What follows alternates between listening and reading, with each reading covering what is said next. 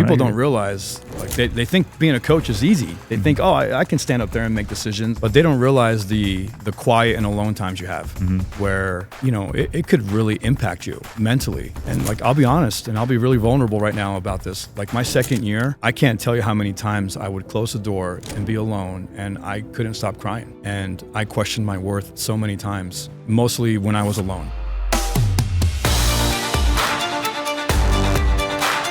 All right, I'm here with Coach Gus Sopeña, and we are excited to talk to you because you have quite the story in just being a basketball coach, and now you're here at Summit Academy, and there's a lot of things that I kind of want to talk about. So maybe we can start with your coaching journey. Why did you get into coaching? And I ask this because I have started coaching, and the amount of time and mental stress that goes into this and the care that you have for these people. So what got you into coaching? Yeah, I've always known I wanted to be a coach from a young age, to be honest. I've always wanted to be a teacher.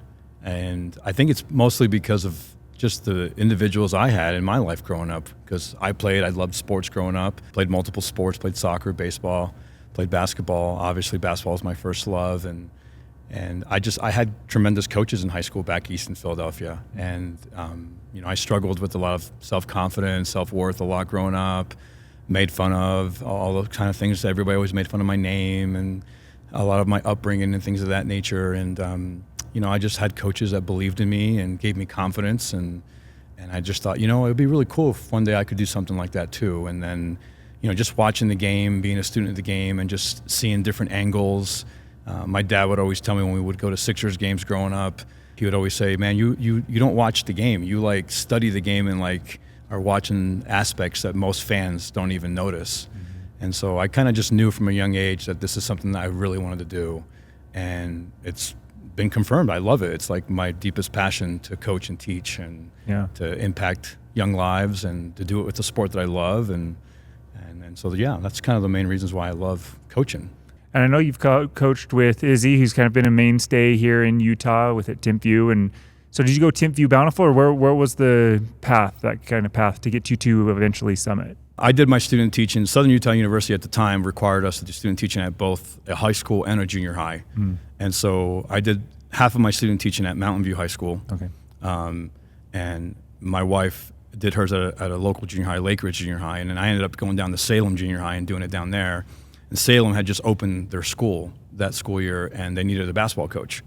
At the time, I was helping out with you know, Andrew Blanchard and Nate Carlin at Mountain View when they were coaching there. And so I was kind of helping out with the sophomore team, and then this opportunity arose at Salem Junior, and I knew that eventually I wanted to become a head coach, and I knew that in order to do that, I had to become an assistant coach at a high school and kind of pay my way and, you know, earn my stripes, so to speak. And then this opportunity was presented, and I didn't know what to do. And I remember I spoke a lot to Nate Carlin, who I consider a friend and a mentor. And he recommended, hey, what better way to learn how to become a head coach than to go run your own program, even if it's just a freshman program. And that's what we did. And so I went down and started coaching down there. And, you know, we had a big, huge junior high league down there in the Nebo School District. And we had a big tournament, and we like won the championship in my first year as a coach. Awesome. So that was kind of wild. And I thought, man, this is going really well. And I knew eventually I had to get back to high school. And so when I was done with my student teaching, I got hired at Lehigh High School to teach and met some great people there. I was hired the same year that Ed Larson was hired to be the football coach. Him and I were newbies in that PE department there. So shout out to Angela Roberts, who was my mentor and current AD at Mountain View. She's been also a great mentor for me. And I was hoping to coach with Bob Barnes, who was the head coach at Lehigh at the time. And things didn't work out, and that was okay. And so I ended up coaching at Springville Junior High for a couple of years. I had met a contact from Salem that was teaching at Springville Junior High. I'm going to shout out a lot of people, sorry. Let's do it. No, that's but great. Like Mike Parker is a guy that was also a big mentor for me early on. He's a renowned soccer coach. His daughters played at BYU with soccer, and he teaches at Springville Junior High and ran the athletic department there, but lives in Salem. And so that's how I connected with him.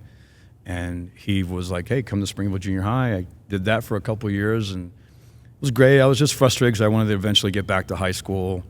And then my last year at Lehigh High School was kind of crazy because Bob wasn't going to come back and coach. And so they needed to hire a new coach. And so I applied, interviewed for that job. And I kind of knew I wasn't going to get it, but I wanted the experience of the interview. And I was hoping that as a teacher there, I could maybe join the next coach they hired. And it just so happened that I was the least experienced teacher on staff there. And so when they hired Sean Yeager, who's also a good friend now, they said, Coach, we can't renew your teaching contract. So I was devastated and thought, what have I done wrong to deserve this? But luckily, it was a blessing in disguise, because then I got a job at Canyon View Junior High in Orem in Alpine School District, and spent 9 years there, and it was fantastic. Some of my best friends I still have today are people that teach there.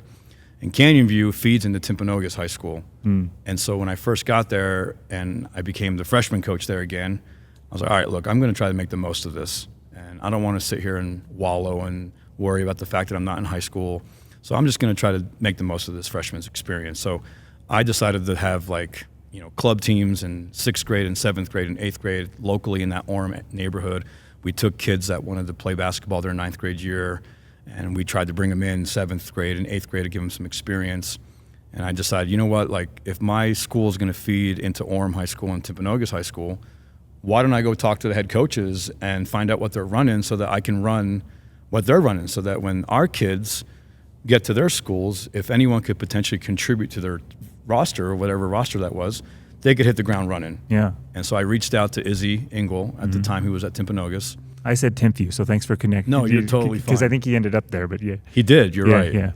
And so Izzy and I hit it off, man. He was fantastic. I couldn't believe, I'd reached out to a lot of other high school coaches previously in my experience, and oftentimes I felt like I just wasn't really wanted. And no, kid, you got to go earn your stripes. Don't expect me to really help you out much. Go figure it out like I had to figure it out. And that's fine. I wasn't ever upset or anything about that. But Izzy was the only one that was like, yeah, let's go out to lunch and I'd love to help you. I can teach you everything we do and I can show you everything. And I was just like, wow, this guy is willing to show me all of his secrets, so to speak. So I started going to some of his practices that he invited me to. We started talking, and I just fell in love with it. Went to all their games a lot, wanted to see what they were running and things of that nature. And then things were going really well at Canyon View after a couple of years with our teams. And then he actually offered me a job to be the sophomore coach one year. And I was an idiot and didn't accept it because I felt like I had committed so much of my time and energy to so many kids for the last 3 years. I wanted to kind of stick it out with them. Yeah. I didn't want them to feel like I was just leaving them in the dust. I should have taken it because I was always worried about getting back into high school. And so it didn't work out. And then, I would say, 3 or 4 years later, Izzy got hired at Timpview. So, and then when he got hired at Timpview, he called me up and said, okay, you can't turn me down twice. Yeah. Come be my freshman coach and be my varsity assistant. And I was like, absolutely, I'm there, let's go. And so that's how we got to Timpview. And at Timpview, he was even more helpful. He was not just putting me to work, but he wanted me to do so many different responsibilities. He knew I wanted to become a head coach. And we had a fantastic staff. Those guys I worked with were not just great coaches, but they're just great men in general. And I love those guys. Those guys are awesome. So shout out to Coach Hartstock and Coach Holcomb and Coach Wynn and Peyton Dastrup, who played at BYU and is currently coaching at Stansbury now. Him and I were also kind of trying to get head jobs, and so we got to work as a staff together, and it was awesome. I learned so much from them and from Izzy, and then eventually the Bountiful thing happened. So okay, so take me through. You've been through several interviews to be a coach. So what does that interview process look like? Like what are they asking you? Who's involved in that interview process? Yeah, I've had so many interviews over the last 7 to 8 years. I remember that when I first started interviewing for jobs, I knew I wasn't going to get them, but I just wanted to get the experience, like I mentioned earlier. And I was blown away a little bit at first at how involved it was. I remember interviewing for a job at Provo High after one of their legendary coaches retired, and I remember I had to go through like 3 different rooms to go interview. Like I got interviewed by a group of people for, things off the court and in the classroom. And then I got interviewed strictly on strategy and plays and defense and offense. And it was quite extensive. And I was like, wow, is this what it's always going to be like? And I would say half of the time it was very casual, and very small, like an athletic director and maybe one or two administrators. Some of my best interviews when I feel like I've gotten opportunities to potentially get hired were those casual sit-down conversations where it really didn't feel like an interview. It felt like we were just having a great conversation. But I've had also extensive ones with high number of individuals in a committee. And so I think, they ask the typical common questions. Some people are really prepared and they tell you beforehand. They send you an email and say, hey, we want to interview you at this time. Give us a call and confirm. And, oh, by the way, here are the questions we're going to ask. And so that happened a few times. And so that was always nice to kind of prepare a little bit beforehand. But I also think that some people wanted to kind of see the organic, reaction to asking a question and kind of putting you on the spot. And, people would go around and just ask your typical questions. Why should we hire you? What kind of philosophy do you have? What kind of culture are you going to bring here? What do you offer that other candidates don't? How would you handle an angry parent? How would you fundraise? What are your plans for off-season work and things of that nature? And so it was pretty commonly the same types of topics that we talked about. And until I met Izzy, I feel like I did okay, nothing special. But once I got to Izzy, those last like 3 years, it was way more intense. Izzy was fantastic at helping me with the interview process. He showed me an awesome portfolio that he made to kind of give to everyone at the interview. He taught me the importance of writing like a good cover letter and emailing the administrator directly and just saying, hey, here are some things that I want you to kind of notice about my application. And from what I've been told, a lot of people don't do that. Maybe they do now, who knows? But I'd always try to email the athletic director privately. I'd email the administrator privately and just mention, hey, I'm just looking for an opportunity. Here are some things I want you to kind of look at. I know I don't have head coach and varsity experience, but I have this and this and this. So I tried to focus a lot on my positive strengths I could offer the program. I made a portfolio that was extremely detailed, that, again, Izzy had shown me how to do. And, those 3 years, I was pretty confident. And I walked away from several interviews. Mountain View comes to mind, Timpanogos comes to mind, of jobs where I walked away thinking, okay, yeah, they really liked me and I think this is going to work out. And then for some reason it never did. And I remember I got really frustrated really late in the process. In fact, the spring I got hired at Bountiful, I didn't want to apply for jobs. The season had ended with Timpview. We had just gone to the championship game against Alta that year at Weber, and we had a great run. And I was ready to come back and just keep going to work and just keep learning, growing, soaking up all the information that Izzy was teaching all of us. And I was, every time Izzy said, hey, you're going to go for these jobs, I was like, no, I'm done. And it was really hard, for a high amount of years where I would be interviewed and then I would be told the same thing. Hey, Gus, you did really good. We were really impressed. You made this really difficult for us, but you don't have head coaching experience. We've heard that you're, ultra competitive on the sidelines. We just recommend you go get more experience. But you did a great job and you made it difficult for us. And so that's great to hear after the first few times. But after you hear that, a dozen times, you start to wonder, like, all right, I'm not going to become a head coach. Like, I don't have the qualities that people are looking for. I obviously suck as an individual. I'm horrible. I had a huge lack of confidence. But I'm so grateful that I had such a great support system, not just Izzy, but my wife and other friends. And they just kept saying the normal things, just keep plugging away, you never know. And Izzy would always tell me every time I would call him and tell him how the interview went, he'd always say, you just weren't meant for this job then. It just wasn't meant for you. You have a unique skill set and you need the right type of individuals to be your administrators and be your athletic directors. And these jobs aren't going to be good for you, so that's why you're not getting them. So just keep your head up, and it's out there somewhere. Like, you're eventually going to get hired, and it's going to be at a great school, and it's going to be meant for you. And so I decided that spring to finally apply, and it was just crazy how well the interviews went. I interviewed at 3 schools that spring.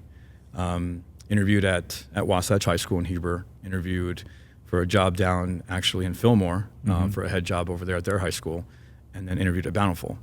And I put all my eggs into all 3 of the jobs. My wife and I were preparing for whichever option was going to come available. We were actually looking into potentially moving to Fillmore if that job ended up working out.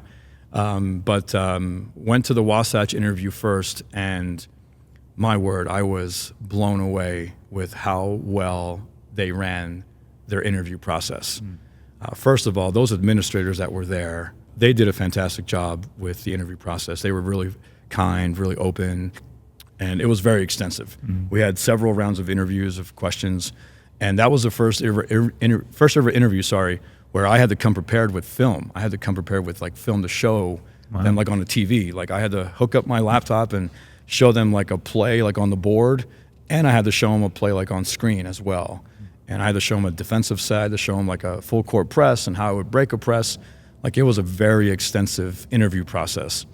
And it brought back all those memories from Provo when I had my very first interview, and was just beyond overwhelmed about the process that they had. And so I was like, okay, hey, you're ready for this. You know everything, how to do all this. And I think it showed. I think it showed that I was confident. And I thought to myself, man, this feels really, really, really good. I had a really touching experience actually on my drive up there one day. I took off from my teaching job at Canyon View that afternoon to go up to the interview. And a few months before, I had just lost my brother to a car accident in Oregon. And 7 months before that, my sister had also passed away from a car accident in Florida. Jeez. And so we had, as a family, my poor mother, was dealing with all this, not just my mom, but my father and my younger siblings as well.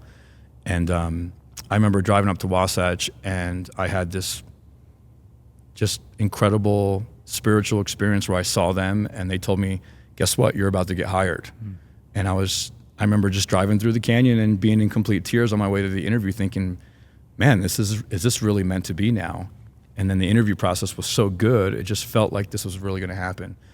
And then what they ended up doing was, when they finished the interview process, they brought me in and they said, you blew us out of the water. Like, incredible job. Here's our issue. You don't have head coach and varsity experience. So I thought, here we go. And then he said, but hear us out. We have an idea. We're going to hire this other guy who has head coaching experience, who also blew us away. And we think the two of you could be really good together.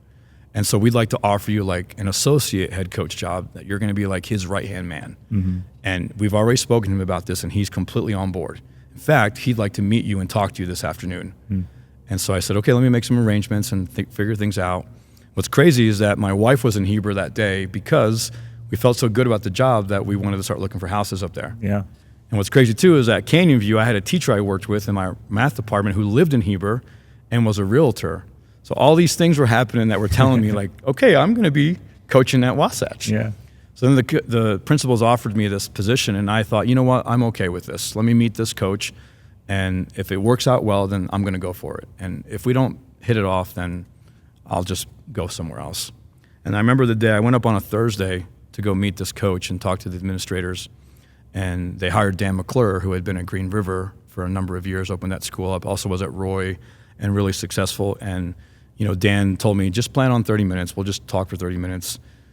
3 hours later, I was just in love with Dan. Dan is an incredible guy, and he's a great coach and also a friend. Him and I have spoken almost weekly throughout the seasons the last couple of years. And I thought, hey, let's go. And he wanted me to run Izzy's offense over there.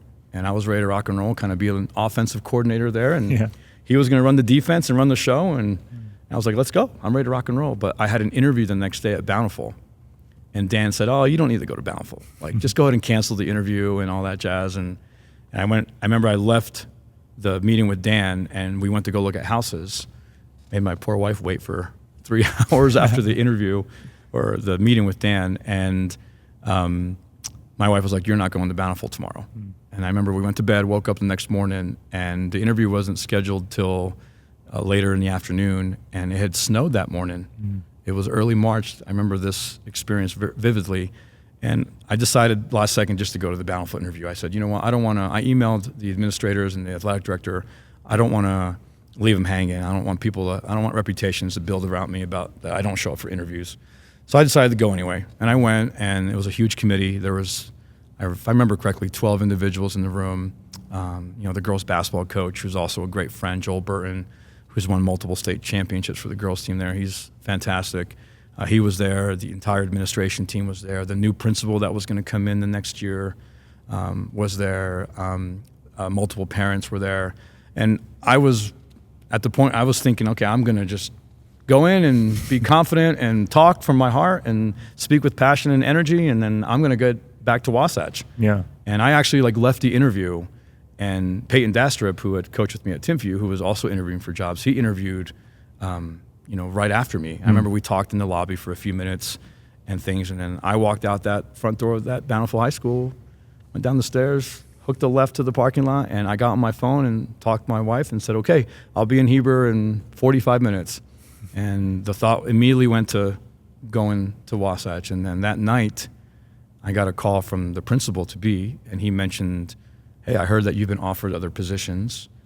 Can you hold off on those for one more day? And I thought, okay. I turned to my wife that Friday night and I said, what just happened? Is he going to call me tomorrow and offer me the job? And that's what happened. The principal called me the next morning, and I had my pursuit of happiness moment, where I couldn't stop crying, and it was like, my goodness, this is meant to be. And then it was like, oh my goodness, it's Bountiful, the great prestigious Bountiful High School.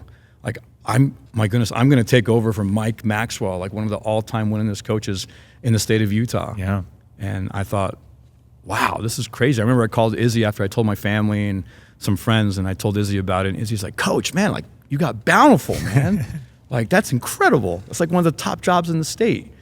And so I thought, man, this has been all worth it. Yeah. So that's kind of how the interview process went for me over those years. What a crazy story. And as you're telling that, I think through of a lot of things just in life, right, of people who are going through and pursuing something that they're passionate about. And I think that movies make things happen so quickly when in real life things don't happen that quickly, right? And so you had to put in that work and all that effort and the disappointment that happens.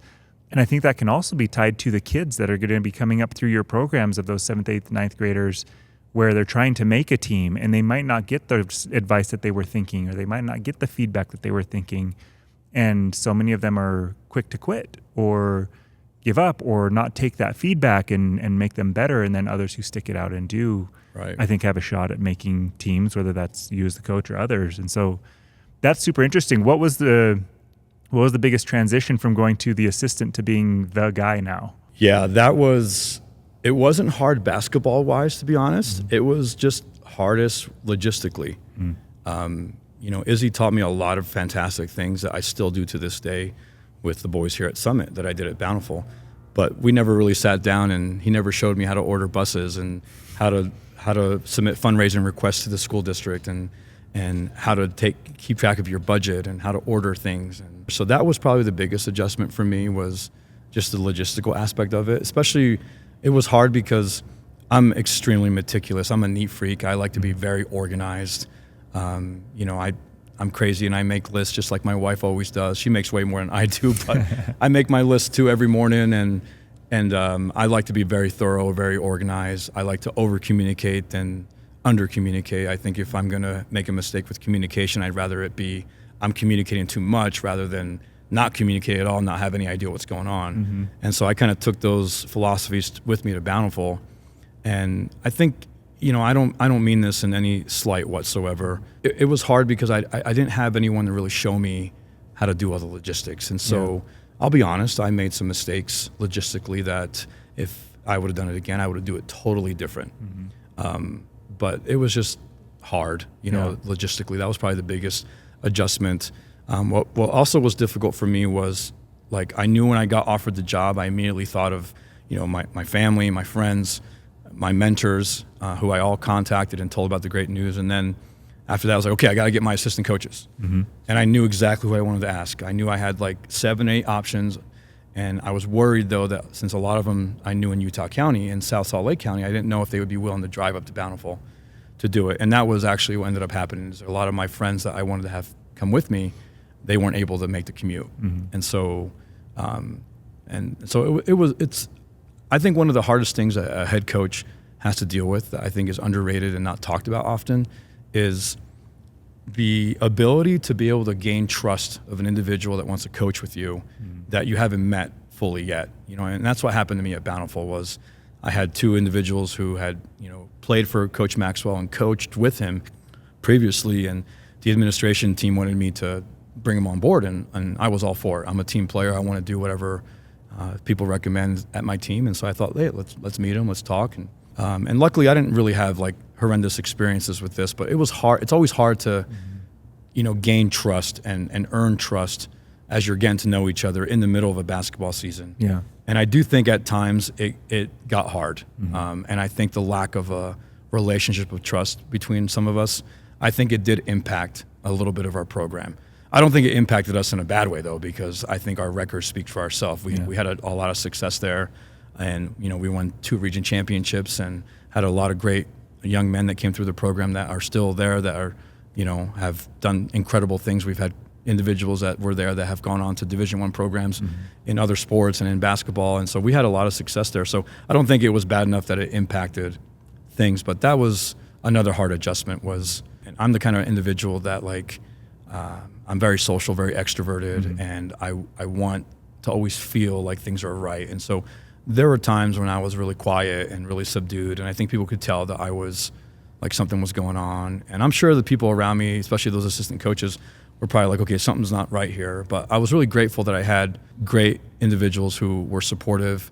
And luckily, one of those head coaches that was my JV coach, him and I, we seemed to always have the same ideas basketball-wise. And so that was always comforting. I was like, okay, at least I know that he gets what I'm trying to do here. Yeah. And he was always very supportive. And so that made things a little bit easier. But that was like the hardest adjustment, was the logistics, and then not having people around you that you had known for such a long time as an assistant coach. Because as other coaches have mentioned in interviews that I've watched with you, your assistant coaches can make or break your program, in my opinion at least. You have to have assistant coaches that are bought in and are doing it for the right reasons. Yeah. And, I think that all my assistant coaches were, for the most part, doing it for the right reasons. But, if you don't have that buy-in, if you don't have that full confidence, that could impact things. And it could show with the way you interact, because the kids are watching you. The kids see how you interact as coaches. They know what's going on. They can feel things too, I think. And so, that was always stressful for me, because I didn't want the kids to think that I didn't trust them, because I did trust them enough to have them be on my staff, obviously. I think it was more of just me just being too hard on myself and making sure that I'm making the right decision and things of that nature.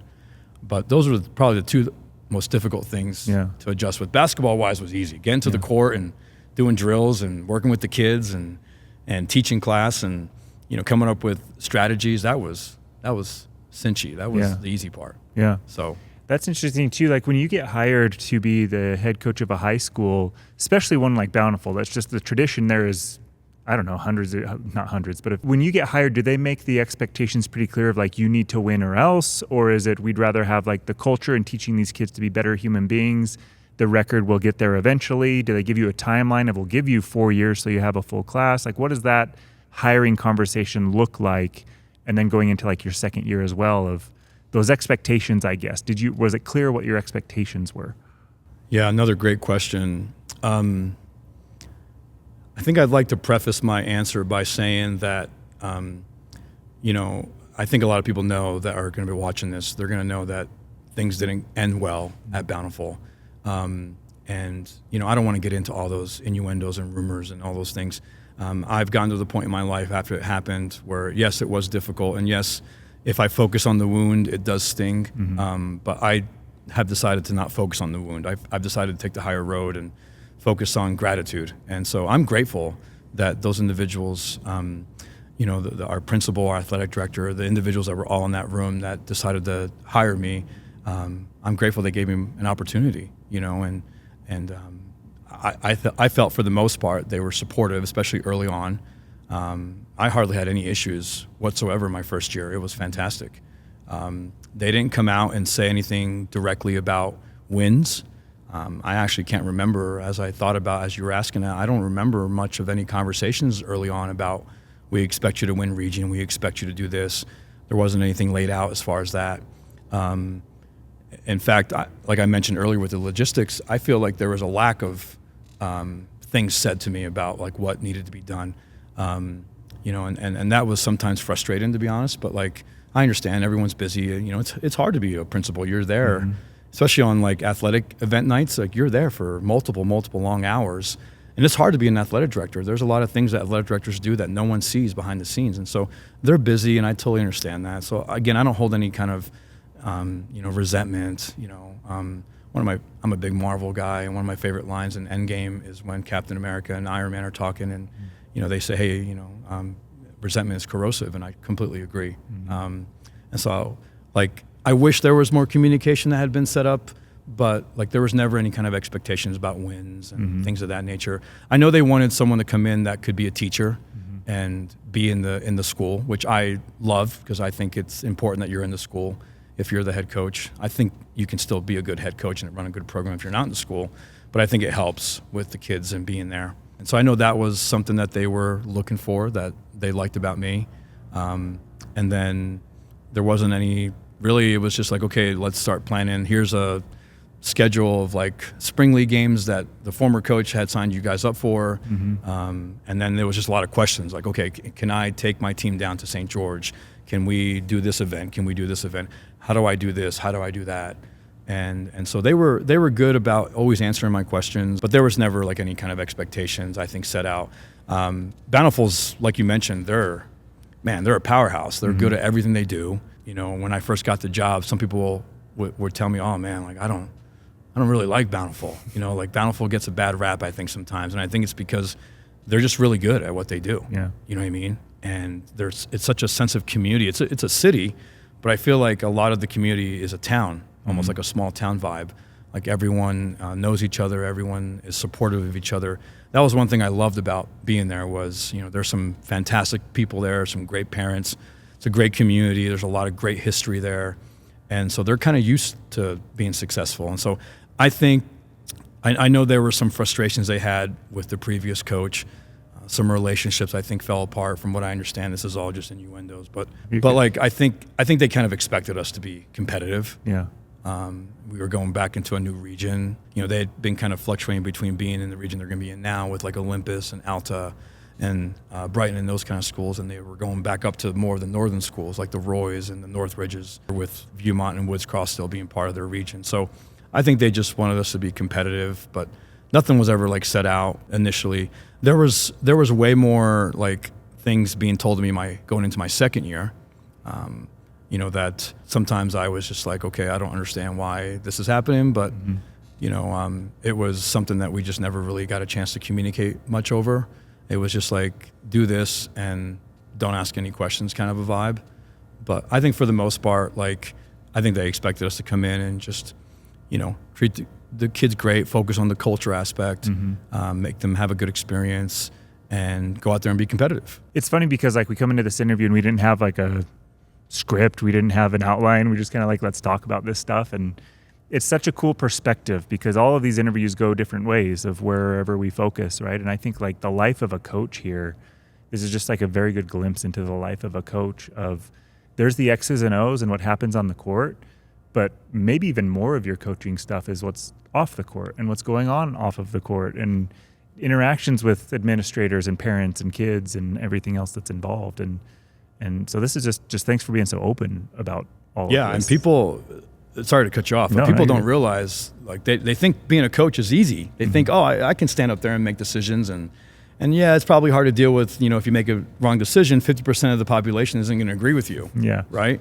But they don't realize the quiet and alone times you have where like, it could really impact you mentally. And so, and like, I'll be honest and I'll be really vulnerable right now about this. Like my second year, I can't tell you how many times I would close the door and be alone and I couldn't stop crying. Yeah. And I questioned my worth so many times my second year at Bountiful, mostly when I was alone. And, on game days, I seemed to always have an issue. I was always making someone mad about something I was doing wrong. And I just felt like, there was no interest in my side of the story. There was no interest in making this work. And, when there's an issue in life, I think people have been taught, hey, let's work it out. Let's communicate. Let's talk it out. And there just wasn't that. There was like, don't do this. And then I would ask questions and then they'd be like, why are you asking me questions about this? Like, you shouldn't be questioning what I'm doing. And I'd go back to my room and sit alone and be like, okay, my administration team thinks this negatively about me, and they think this, and they think this, and they think this.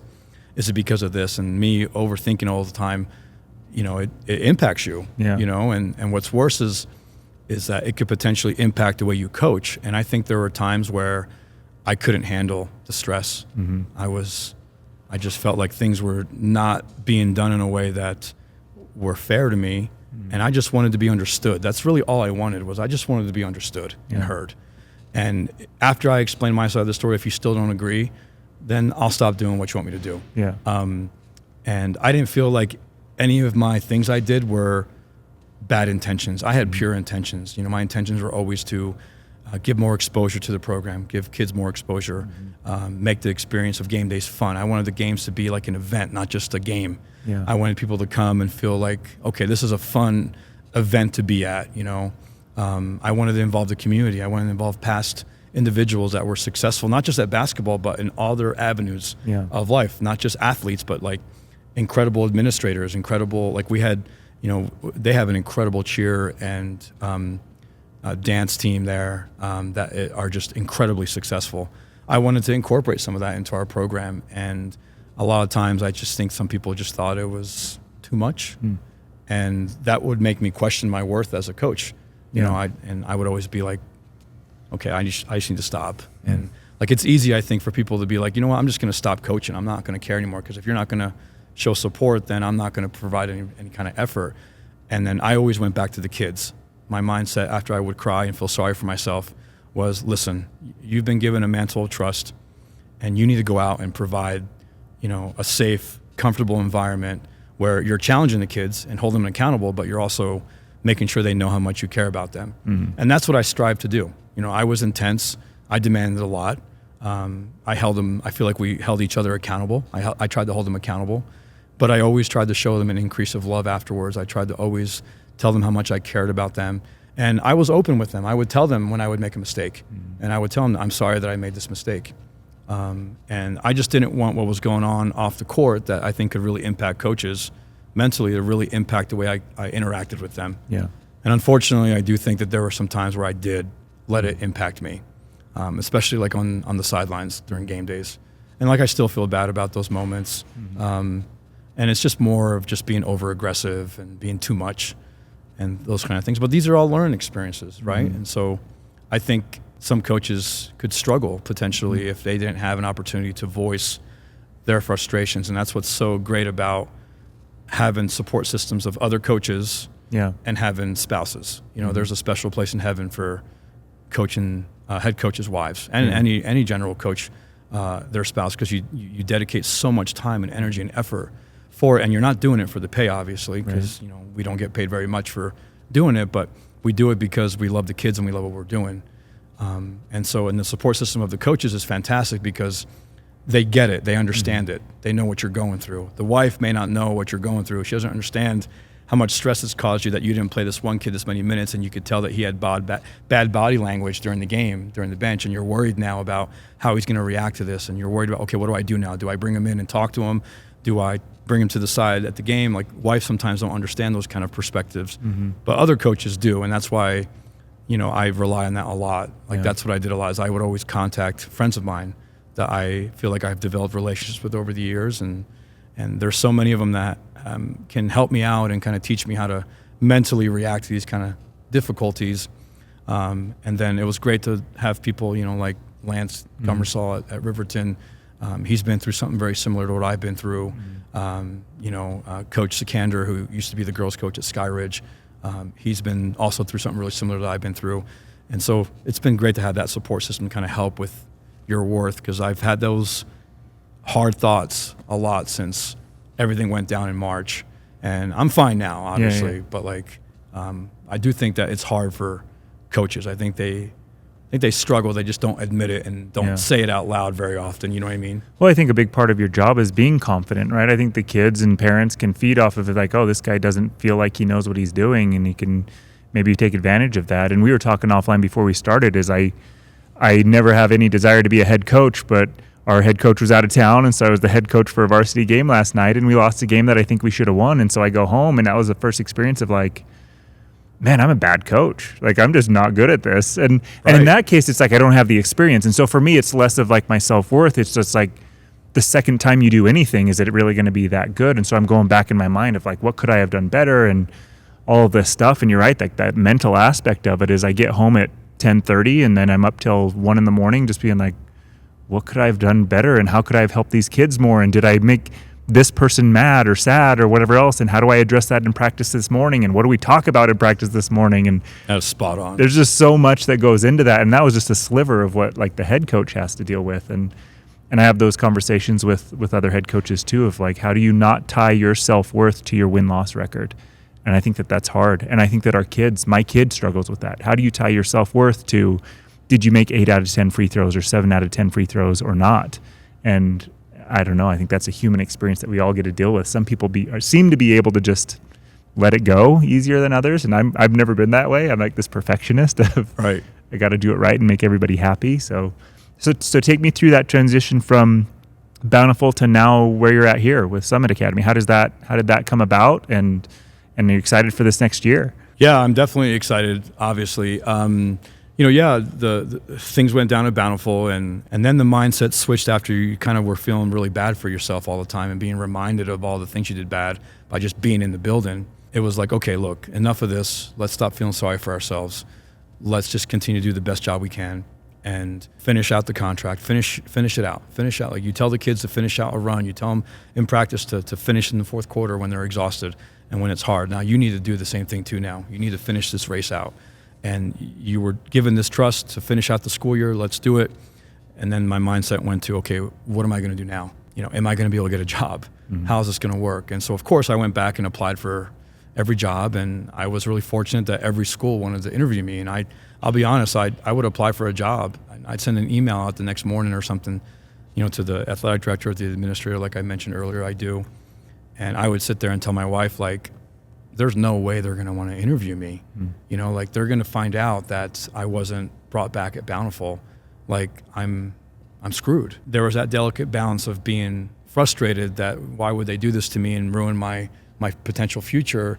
Whereas, okay, stop thinking like that and just focus on the next step, And, there were some jobs I applied for that I thought I had a really legitimate shot of getting. And there were some that didn't work out, and I'm sure it was probably had something to do with what happened at Bountiful. Funny story was that Izzy came back into my life a little bit more at that time not only because he had been so supportive after what had happened, but he was also potentially pursuing other opportunities. And him and I both applied and interviewed for Lone Peak, actually. And I knew that when I heard that he had been chosen to be interviewed, I thought, like I told him on the phone, like, there's no chance in heck that they're not going to offer you the job. Yeah. Like, you're that good of a coach. Like, the job is clearly yours. And of course, in Izzy fashion, he was very humble and said, no, that's not true. You know what I mean? So when he got offered the job, he offered me an assistant job to come with him. And I thought, okay, well, worst case scenario, I can just go be an assistant coach and work again with Izzy and just kind of continue to learn and grow. But there wasn't no teaching job attached. And so I was like, what am I going to do about my teaching job? Well, my teaching job is really what pays the bills, even though it's not very much, obviously. And honestly, it was just kind of an accident that Summit Academy happened. I knew they had an opening, and their director, Noah Togai, who just got hired last March as well, former NFL player that played in the NFL, actually played for the Eagles, which is who I'm a big fan of. Yeah. Anyway, he reached out and said, would you mind coming in for an interview? And I'll be honest, I was a little reluctant at first because I wanted to be in a 5 or 6A program if I could. I felt like, there were times, again, it was that whole mental battle again. It was like, okay, well, what are people going to think if I go get a 3A or a 4A job compared to being a 5A coach? And then I would slap myself in the face, so to speak, the next day and say, why are you even thinking about that kind of stuff? Like, don't even worry about that. Just go out and just do the best you can, and you'll be meant to be where you're meant to be. And a similar situation happened with Dan McClure at Wasatch. Noah told me to plan on 30 to 45 minutes, and I was here for a couple hours. And his vision that he presented to me just blew me away, and how he wanted to come in and change the complete culture of the athletic program here. Wanted to change the court, wanted to change the bleachers, wanted to change the way the gym looked, wanted to change just every aspect of the program. And he wanted me to come in and just add to that culture. You know what I mean? And I think what was great about the Summit interview and talking to Noah was he had nothing but positive things to say about me. And I was a little flabbergasted and shocked that an interviewer hadn't heard the negative things about Bountiful. And I remember I mentioned that to him one time after he offered me the job, and he said, no, I heard about it and I spoke to them, but they raved about you. And I remember the day that he told me that, I couldn't stop crying. And I was like, wait, what? Like, the people that had just almost in essence kind of ruined things a little bit for myself at some times when I thought, wow, they're speaking good about me. That's great. Like, I do need to take the high road, and this is where I want to be now because I feel like there's someone that believes in what I'm doing. And so the teaching opportunity came here, and the coaching job came here, and like I was being told all these great things that they wanted me to do here that I did at Bountiful, and I was just like, wow, it just feels so good to be, appreciated and told that, hey, everything that you've struggled with, guess what? We noticed that you were doing a good thing. And I remember Noah I'd always second guess myself in the interview when we had that conversation that day. And he would always come back and say, I don't know what you're talking about. You're the coach of the year in your region. Like, what are you talking about? Like, you guys won 2 region championships. He'd always come back and say that all the time. And I'd be like, yeah, but some people don't think that's that grand of a thing to do. So yeah, that's kind of why I decided to do the Summit approach. And I remember I came and watched the boys play, and I thought, you know what, like, yeah, they didn't have a lot of success the last couple of years. They've had a lot of situations that have been difficult for them. But I thought, you know what, this has tremendous potential. And if I could turn things around here, I think this could be a great situation. And I saw the boys play, and I thought, man, these guys are actually talented. Like, they've got some great skill here. I actually have more height with my team here now than I did my last year at Bountiful. Yeah. Which is crazy. Yeah. So that's kind of how the Summit Academy job kind of came about. So that's awesome. And I know Noah. I play basketball with him in the morning sometimes. He's great. He is great. He's an amazing athlete. He is. I mean, to play professional football, period, is amazing. But he's a great basketball player too. Yeah. And just a great guy. So that's really cool that all got connected. So leading into this season now let's kind of transition for the kids and parents in this program. What are you looking for in tryouts? What are you looking for as you build this team to change that culture, to get them to a winning program? Yeah, it's again the same thing I did when I got to Bountiful. We have this culture, this type of philosophy that we want to try to bring here, where we have standards and we have expectations, and I feel like they're extremely high. And I think you can't really excel unless you have those high expectations, high standards. And so I came in and just said, look, I'm looking to come in here and build a program that's based off of 2 main principles. And that's, mental toughness and unselfishness. I want people to come in here and be mentally tough and show resiliency, because guess what? You're going to have so many opportunities in the game of basketball where you're going to do great and then you're going to do bad. You're going to shoot great one night, then you're going to not shoot well the next night, right? And so I think the opportunity to be mentally tough and resilient is there every single practice, every single game. And so I think that's a huge thing for me. And these are things that like I added on to kind of what Izzy did at Timpview, and I know what he's doing at Lone Peak now. And then I call them kind of my ACE standards, and I have at Bountiful I kind of made a cool pyramid looking thing that had like the 2 main standards at the top that we really emphasized every single day of practice, every single day we were together as a team. And I've done the same thing here at Summit. I've come in and said, look, I'm looking for unselfishness and mental toughness. Those are the 2 most important things. And the foundation underneath of that's going to support those are going to be these ACE standards, is what I call them. And, we have these 3 things that are really important for me. Like, we have attitude for the A. The C's are our 3 C's that Izzy did at Timpview and at Lone Peak. Our 3 C's are, being competitive, communicate, and concentrate. And so those are 3 important aspects too. I want you to come in and compete. I want you to come in and concentrate. I want you to communicate and be loud. You communicate. And as a health teacher, I teach this all the time to my students. You communicate every minute of every day, even without saying a word. Everyone knows that there's nonverbal communication, and I tell kids all the time, like, look, you're always communicating how you feel, right? And so you got to remember that. Even if you're not saying anything, you're still communicating in a way how you're feeling. And so we need to make sure that our communication efforts are always trying to be positive. And you're going to have negative emotions come in your life. It's to be expected. You're going to feel sad. You're going to feel depressed. You're going to feel frustrated. You're going to be angry, things of that nature. But what are you going to do with those emotions? And so, like, let's be mentally tough and let's focus on, okay, how can I turn this negative into a positive? I try to do it by teaching how to be mentally tough and resilient, and then I try to focus on positive reinforcement and praise kids for what they're doing. You know, as a teacher, I give out a lot of extra credit because I want to reward good behavior. And sometimes I get looked at like at schools like, oh, you're just trying to be cool and popular. In reality, no, I'm really hard on my students. I'm really hard on my athletes because I expect a lot from them, and I want them to have a good experience, but I also want them to learn and understand things that hopefully they can take with them and have success in life and be happy and be contributing members of their society, of their communities and things of that nature. So I think those are the main principles I'm looking for. And then it boils down to like other key things, like I want, you know, the right attitude, the right effort. I want people that are going to come in and be coachable, be relentless, and wanting to always be the best version of themselves they can. They're not going to let mistakes define them. So those are the kind of the main things I'm looking for. I'm also looking for the importance of being a student athlete. And that's something I talk a lot about in my interviews. I always tell people in my interviews, I said, look, when I talk to my athletes, I always tell them this, like, you are student athletes. And the student part comes first. You're not athlete students, right? You have to be good in the classroom. Like, you have to be good examples of the way a student athlete should act in a class, right? In a school setting. Like, you need to be the one that's setting the tone and being a good example. Yeah, you can have fun and joke and laugh and show your friend your favorite TikTok video and all this jazz and do the latest fashions. I'm not trying to take all the fun out of your life, but I want you to know that everyone's watching you. Yeah. So you have to be a good example, a good model, good citizen. You need to come into the class and not give the teacher a hard time. So I've stressed that a lot too here, like I did when I got to Bountiful, is I need you to be good in the classroom. I want you to be good modeled citizens here. I don't want people to be talking bad about the basketball team.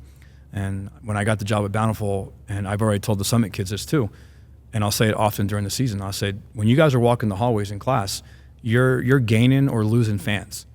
Like, your student sections are going to be based off of, like, are you someone worth rooting for? You know what I mean? And if you treat kids like crap and you make fun of them and you bully them and treat them bad, well, they're going to have this vibe about the basketball team, right? That's negative. Like, and it's only going to be based off of that one individual, right? They're going to think that all the members of the basketball team are like that. And we can't have that. We need people that are going to be like, man, I can't believe that so-and-so like said hi to me in the hallway today. I can't believe that they high-fived me one time. And then that can make a kid's day, and then people will want to come in and root for you, because I think that's what happens in life. We root for people that we like. And so those are key things that I've kind of told the Summit kids that I'm kind of looking for here that are important to me as we kind of get ready to kind of make the team and do tryouts here soon. That's great. And that mental toughness you talk about is so interesting, especially with your story, right? And the resiliency and the, I think, empathy that you can bring to those players around that. If something goes wrong, we talked about it last year with the group I was with, is like, don't let one thing turn into this death spiral of 2 things and then 8 things and then 50 things that go wrong because of one thing and we weren't able to get over it. And so that's super interesting. How do you balance holding people to a high expectation and keeping them accountable with also knowing the mental side of things, of like making sure that they know that you're enough, but we're going to correct some behaviors that aren't quite right? Yeah, that's the thing that I feel like as a coach, there's logistical things that I want to get better at, and that, you know, there were mistakes I made at Bountiful that I can't wait to have an opportunity to prove that I can be better than what maybe those mistakes that frustrated some people before. But that's another thing I want to work on, is how do I find that balance? Because I think it's tricky, and I think it requires a lot of time, energy, and effort, not just the coach's part, but I think the receiver, the player, the student athlete themselves. And like, for me, you know, it's like the way I teach. Like, I demand a lot from my students in my classroom, but then I try really hard to prove to them that I'm a laid back, relaxed kind of a guy in real life. You know what I mean? Yeah, I'm extremely meticulous. I'm very thorough. I'm very organized. I'm a neat freak, but like, I don't live my life like tough and restrained all the time. Like, I feel like at home I'm like really like a teddy bear with my kids, and I think it's important that like that side is shown and seen by the student athletes. And so I've strived really hard recently to make sure that they see that. You know, one time, what really stood out to me is we had a fall game recently, and my wife is just a rock star. She's so supportive, and she comes to all of our games, and even during fall league games, she comes to our games. And we had a game at Skyridge, the other night, and the game was over, and I got done talking to the boys. We had just lost a bad game, and I was challenging them on some things that I asked them, what did you learn after this loss? And I was being a little tough on them at the end. And of course, as I finish, I have a rule that every time you're done talking as a team, you high five each other, right? Like, I think that physical contact is important when you're trying to build a relationship, right? Especially one of trust. And so, like, I'm high fiving all the boys are all high fiving each other. And then my younger children will run up to me and scream, "Daddy!" And then I hold them, and I'm like, "Oh, it's good to see you." And I'm laughing and joking with them. And I remember the look that when I turned and looked at my players, they were like all looking back at me. And it stood out to me. Like, I went home that night and told my wife, I'm like, "Did you notice that all the kids were looking at me when I was holding Ember, when I was holding Reddick, my younger children?" And I thought, man, like, I need to show this more often in front of the kids, because then they'll know that I'm a real person, that I'm not just this. Because I think sometimes people think that, like, oh, he's just tough because he's just coming in and he has to be this way, right? And so I feel like the way to balance that is to just be yourself, like, like, coach the way you want to coach. And if you're going to coach them, with intensity, with passion, with energy, it has to come from a place of love. And the only way they are going to know that is if you somehow can develop that in your relationship with each of those individual kids. And so, like, it's a growing process right now, obviously, since I'm so new here. And I hope the kids know, I've mentioned it to them. I verbalize to them often that I do care about them, and I worry about them, and I think about them a lot. And, there's times at nights where I'll wake up and say, why didn't I play Dylan more minutes in that other game? Just like you were mentioning with your game the other night, right? And it's just like, wow, why am I waking up at 4 o'clock in the morning having this random basketball thought about, like, a rotational thing? And then I quickly tell myself, like, look, don't focus on the, basketball aspect right now and fall. Focus on the relationship. Okay, go up to, that kid and say, hey, is everything good? Like, one of our better players, his name's Kai, and I was really hard on him one time. And I remember the next day, he's my TA in my PE class. And I just took him to the side and was like, after I had, asked him how he was doing and how's your family, and, oh, hey, I didn't know your sister goes to school here, and kind of building that connection there. I asked him directly, I'm like, hey, I'm sorry I was so hard on you last night. Do you think that we probably shouldn't have done what we did with that strategy? And I asked him his opinion, and I verbalized to him, like, look, I hope you understand that, like, your opinion is important to me. I value your opinion. And I hope that he left that conversation thinking, okay, coach is real, coach cares, and coach wonders, like, a lot about what he can do to kind of help us be more successful. And so that's the tricky thing that I need to work on. And it's hard because, like, you don't have a lot of time. You know what I mean? Like, as a teacher, you're here all day. And, like, with me, I take a lot of pride in being, like, a really, really good teacher. Like, I had coaches in high school that when I went to their class, I knew that I would have, like, pretty much a study hall, because I knew the teacher, who was also the football coach or the basketball coach, was watching film, and he just gave us a worksheet to work on, right? I think we've all had that kind of experience. And so I have too much pride in myself as a teacher that I actually work on lesson plans and actually, like, work on what I'm going to work on with the kids in class the next day. Because I think I do need, if I'm going to preach that you need to be a student athlete and a student first, then I have to back that up too. I have to be a good teacher. I have to be good at education. I can't just throw education to the side and then tell my kids, hey, you need to be good in the classroom. Like, that's not, I'm going to lose them really quickly by being a hypocrite. I'm going to lose their trust if I do that. And so, like, you don't have a lot of time to kind of build relationships one-on-one. And so you kind of have to do it.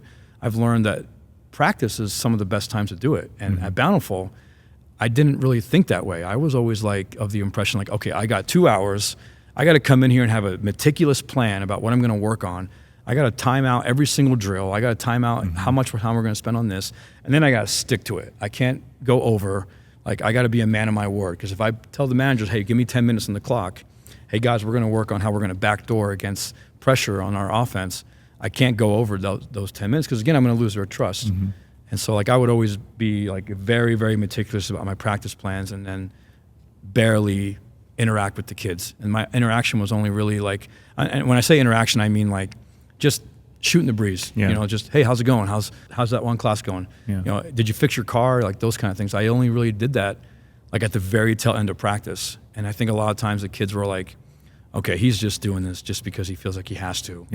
And, oh, I got to go, coach, because I got to get to my workout, or I got to get to my job. And so I was like, okay, this isn't working. And so here at Summit, I've been trying more of, like, okay, let me give the kids like something to work on in practice. Hey, I want you to shoot these kind of shots, and I want you to work on this finishing move, and I'm going to put 30 minutes on the clock.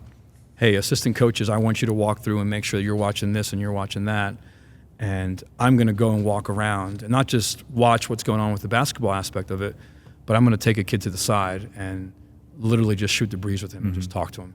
And I hope that it comes across in a way that's genuine. Like, it has to be real. It has to come from a place of genuine intent, in my opinion, because everyone can spot a fake, right?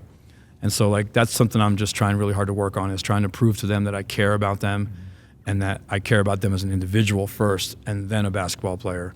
And I think a mistake I made at Bountiful was I cared about them as a basketball player and an individual. I thought I could do both at the same time. And I don't feel like I had any bad relationship with the kids there. I think the relationships with the kids there were fantastic. I loved working with them. They're great kids. I asked them to do a lot of things, and they did everything I asked. They worked their tails off for me, and I'm extremely grateful to them. So I just think it could have been better. It could have been stronger. And maybe it could have helped us, maybe in the state tournament, maybe against Highland. We could have had maybe a better communication because of that relationship there. You know what I mean? So it didn't really impact things for the most part because, again, we were successful on the court and off the court too, in my opinion. But I think it can strengthen things and make things, get to the point where that kid is literally going to run through that brick wall, like people say all the time. Yeah. Well, it's interesting too of the human aspect of all of this, right? Like, you've mentioned your story, but then also when I was in high school playing, my parents got divorced, right? So you've got these kids that are dealing with divorce. They're dealing with the relationships with a boyfriend or girlfriend. They're dealing with classes that they may or may not be succeeding in, or having things that are tough, jobs that they're having to work because of family dynamics that are going on, siblings, friends. Like, there's so much pressure going into the life of a high school kid, just like there is the pressure of the life of a coach and on your spouse and your kids or the administrator, right? We all have these things that are going on in our lives, and it's all focused here on this court where we're trying to get a ball through a hoop that means so much to so many people that are involved in this. Right. And so it's just such an interesting dynamic that I felt too of just, I had a little bit of a panic attack trying to come up with a practice because I was like, we have so much to cover. I don't even know where to start because, like, I got to get more physical, but then our shooting isn't doing great. So I got to also do shooting, but then our rotations aren't great. So there's just so many of these dynamics Absolutely. that are going on in your life, in their life, in their parents' lives, everything else. So it's quite the world that we've put ourselves into here. But you are correct. Yes, sir. But it's super cool. So take me through this. Maybe can we break down what are things that you do to perfect things in practice? Because, again, there's a lot to work on. But if you're trying to help your team get more physical or help your team shoot more effectively or efficiently, like, how do you formulate the drills that you would want to work on to create that outcome in a game? Yeah, that's another great question, because you're right. Especially early on, like at this time of the year, you have so much that you're trying to, install, implement, teach, instruct, make sure that you kind of just correct. And so there's that pressure of wanting to get everything done so fast. And so I think what I learned real quickly at Bountiful was just take it step by step and focus on the things you're trying to really emphasize. And one thing that I also learned really well from Izzy was that every drill you do, I think you're going to focus on, working on passing, let's say, in a drill, right? Or you're going to work on finishing, or you're going to work on rebounding in a drill. Well, there's always going to be an opportunity in that drill to also have like a defensive aspect to it. There's going to be a chance to be physical in that drill. And so I think one thing that Izzy's really good at is, yes, this is what we're going to work on right now. But then after he's done explaining the drill, he would always tell the boys, like, all right, but we're also going to work on our defense now. We're going to work on our physicality. We're going to work on the ability to keep our hands up and talk like we challenged you yesterday. And so, like, I think there's reminders that you can give the kids as you're trying to focus on one thing, right? And then you do the drill, you instruct, you teach, you correct, and you focus on the emphasis. And then maybe later on you can bring back kind of those other aspects that you kind of want to emphasize a little bit more. And so it's a delicate balance that you have to work on. And I think a lot of times during the season, at least in my experience as a head coach, it's really just based off of like what's coming up next. Like what game do we have next? Who are we playing? Are we playing a team that has a lot of height and we've been really poor at rebounding and boxing out and being physical? Okay, well, we need to try to put that as one of the top emphases now in our next practice, since that's something we're going to have to deal with a lot over the next game. if we're going to play a team that's really short and not as tall and they're really fast and they play really aggressive and they play a little bit of a style of basketball that we like to play, okay, well then we need to do more conditioning. And then physicality might be a little bit more down on the emphasis list at that point. And then I think at the end of the day, you just have to be okay with, not going over everything. Like it's like when you come up with a lesson, right? You have X amount of time and you want to get everything accomplished, so you over prepare. And I definitely over prepare for practices by far. Like I have pages of notes and things that I want to work on. But at the end of the day, like the kids, I think they get a little overwhelmed. And I think at times it can be exhausting when you do come out and say, okay, we're going to work on this, but I also want you to work on this, and this. Yeah. And then the kid, especially a younger kid, like a freshman or a sophomore, they're going to look at you with that big eye look like, wait, what did you just say? I don't even remember what you said, what the first emphasis was. And so there's that balance of like, I don't want to overcoach as well. I want to just focus on this one thing right now. And so I think, the KISS philosophy, right? You keep everything simple, right? And just keep it simple, focus on what you want to get done, and break it down into smaller chunks. You know what I mean? Because a lot of times I think coaches, we want to work on things for 10 minutes or so or something like that. And we know we don't want to work on it for 30 minutes, obviously, but we also don't want to work on it for just a minute and move on with our lives. But I think it's just trying to find that balance about, okay, let's do this drill for 4 minutes and try to see if we can really try to get our goal accomplished of we want our hands to be in the passing lane during this drill, or whatever the case may be. So it's something that I'm still working at to this day, and I don't think coaches perfect in any way, shape, or form. How do you balance conditioning? Because that was, again, our head coach was gone for 2 weeks visiting family in a different country, and now I'm over the conditioning program. But these kids, they have their B days that they have class where they're going to be doing fitness stuff. We had 3 games this week. And so how do you balance like not overloading them and fatiguing them to the point that injuries can happen, but also like, hey, this is before the season started and we got to get in shape here. So how do you balance that? Yeah, another difficult thing that you have to kind of be willing to play around with and be willing to fail at it sometimes and kind of learn from it. So, what's crazy is that I've been struggling mentally the last few weeks because I've been dealing with this issue. Because, we're playing a 10-game fall league schedule, and some teams barely play just a few. And, when I got to Bountiful, I wanted to play 10 games in the spring. I wanted to go to every event in June, and I wanted to do 10 games in the fall. I thought, let's get these kids as many opportunities to learn the system that we're trying to learn. Let's get them a chance to be in great shape, and it's going to be advantageous to us to be able to hit the season running when we get to November. And but then you start to worry, especially me with being a first-time coach here at the school. I've been worried, like, am I overworking them? Or am I overdoing it? Am I taking away their passion to want to play basketball? Am I taking away their will to win by overworking them, right? And then I thought, it's always that battle I have mentally. And talking to other people, I just was like, no, like we need to continue to work hard and put the work in. And that's just what our program does. Our program's going to be known as a program that puts the work in the off season, and we have to come in and be willing to go to a workout, because we've been really fortunate here with Noah's connections. We have 2 former NFL players that are just barely starting a new business. They just got done playing in the NFL within the last couple of years, and they want to go to high schools and help train and help make them stronger and bigger and faster. And so they offered that opportunity to us here, and I thought, man, this is a deal of a lifetime, you know what I mean? And they've worked only with like Olympus and Bingham. They've worked with Olympus football, and they're working with Bingham's basketball team right now. And so we thought, hey, let's bring them to our boys basketball team. And so like the kids are busy Monday through Thursday with me. Like, they've got games Mondays and Wednesdays. They've got practice or open gym on Tuesdays, and then they've got 2 to 3 workouts a week with these guys. And, at the end of the day, like I sit there and I'm like, man, I worry that I'm overworking them. But then at the same time, I come back and say, you know what, like, this is what it's going to be like, though. You know what I mean? Like, it's supposed to be hard. It's not supposed to be easy, right? And so I tell myself, like, look, if they want to play basketball, then they almost have to adjust to this and kind of get used to it. And then I think the important thing to do after that is not just kind of, wash your hands clean and say, hey, this is just what is going to happen. I think it's important to not do that, but instead say, hey, how's it going? Are you feeling all right? Is it too much right now? Do we need to take a step back? Do we need to not do the workouts anymore? Do we need to focus on this?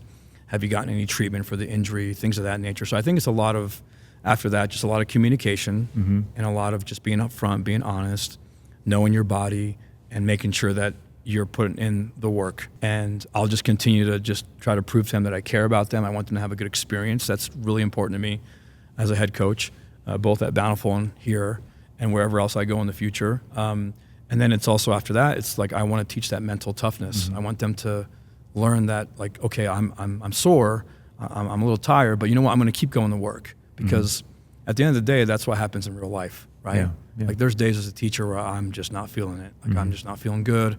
I have no energy to go be passionate and energetic to go teach a health class or go run a practice, right? And somehow, some way, I think that's what's great about teaching and coaching is I think there's a higher power that just kind of blesses you with the ability to go and do what you're supposed to go do. And so, like, there's going to be days where you just don't want to go to work, right? And you just don't want to go do these hard things. And so we experience it as adults, and I think the kids can kind of learn from the way we react to those hard things too. Mm-hmm. So I think it's a delicate, tricky balance, but I think that they can do it. If they have the passion and the desire and the want, then that's what will push you through all those hard days, right? Like, okay, I got to remember why. I got to remember my why. Why am I doing this? Because that's what I've learned to kind of tell myself when I'm overworked and experiencing a little bit of burnout is like, okay, well, this is what you want to do, right? Mm-hmm. This is what you chose to do. This is what provides you with joy and passion and excitement. So focus back on that, right? Yeah. And so that's kind of what I'm trying to kind of bring to these kids here with that balance. You've mentioned communication a few times. How does that communication look between you and the players in the role that they need to play to make the team successful when maybe that role isn't what they want, and their parents? So that communication with players and parents on getting us all to buy into what's going to help us be more successful. Yeah, this is another area that I feel like I could always get better at. In no means am I saying that I think I'm bad at it. I'm actually confident in the way I communicate with parents. I feel like for the most part, when things were calm and everybody was enjoying our success at Bountiful, I feel like most parents were always good to me. They at least expressed that to me. Mm-hmm. If they expressed positivity to me and then they were thinking negative thoughts behind closed doors, then, I don't know what to do about that. That's another issue in itself. But I tried really hard to communicate every week. Like during the season, I would send out a weekly email, and I would have like specific, detailed information about what's going to happen each week. At times I spoke about motivational things in emails. Like I talked about, hey, listen, if this is going on and you're feeling this kind of frustration, here's a video that you can watch that I found to be useful, that I've shared with the boys, that I think you can watch and maybe have a discussion with your son about. If this is what you're dealing with. Mm-hmm. Sometimes I stopped doing that because I was told that it was too much at times, and so I was always worried that I was doing too much. But I think just being direct, just being real, just being honest. And again, I wasn't perfect at this at my last place, and I'm not going to probably be perfect here either with this. I'm sure there's been a couple of parents that have been a little frustrated that their kid hasn't played maybe as many minutes in a fall game that they were hoping for. But I think the important thing is just to be willing to address it, talk about it.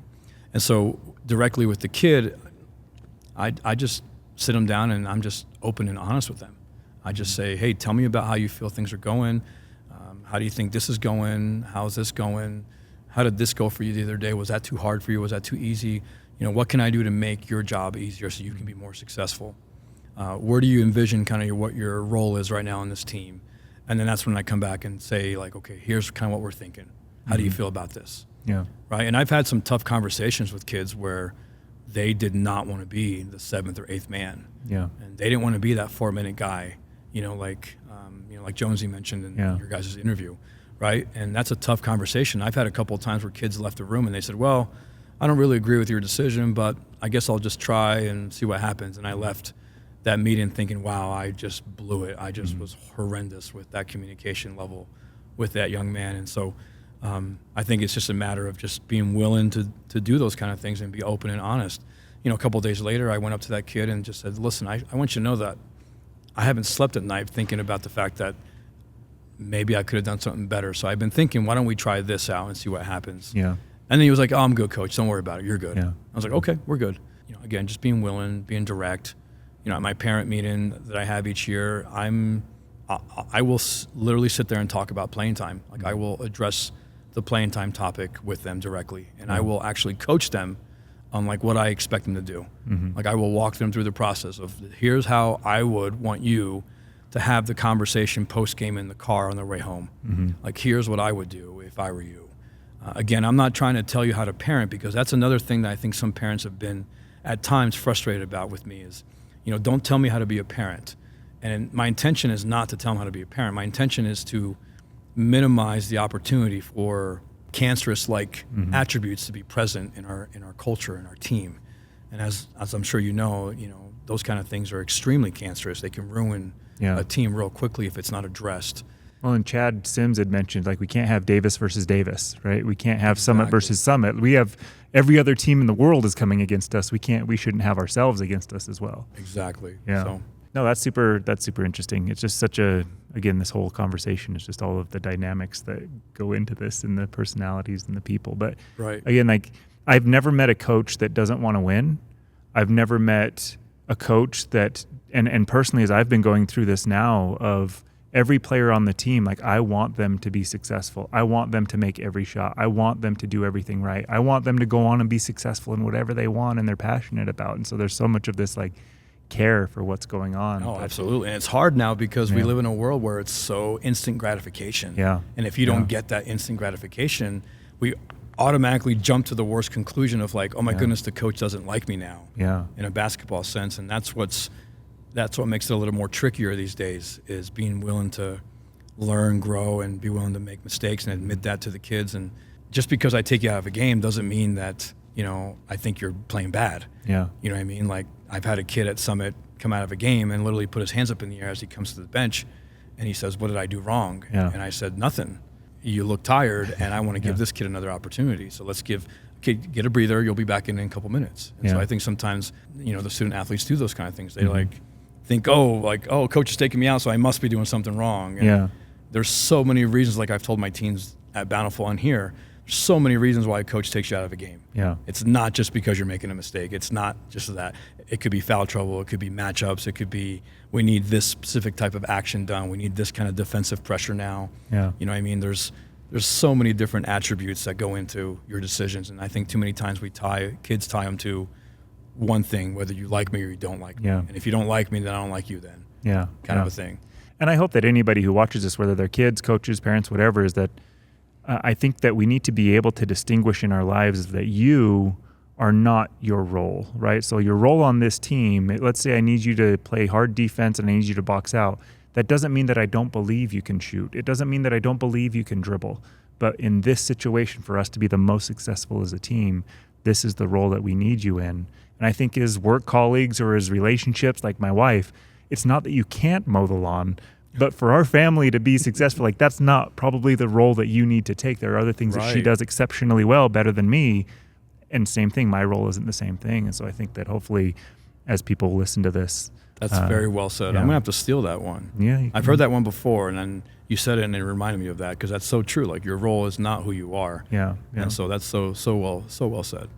Well, you're great. We've been going now for an hour and a half, and this is just so. I'm sorry, I'm talking. No, this is great. I just love this. All of these interviews, like I said, go a little bit of a different way, and so whoever watches this, there's going to be people who watch this that empathize, and they are where you are, or they've been where you've been, or they're going to experience what you've experienced, and I hope that this just helps anybody who watches it, players, parents, coaches, and now Summit Academy. They've got you, and I think that that's great for Summit Academy, and that's great for the kids that you get to coach because of the care that you bring to this program. So appreciate that. Thank you for taking this time. No, thank you. Yeah. Appreciate you so much. Of course.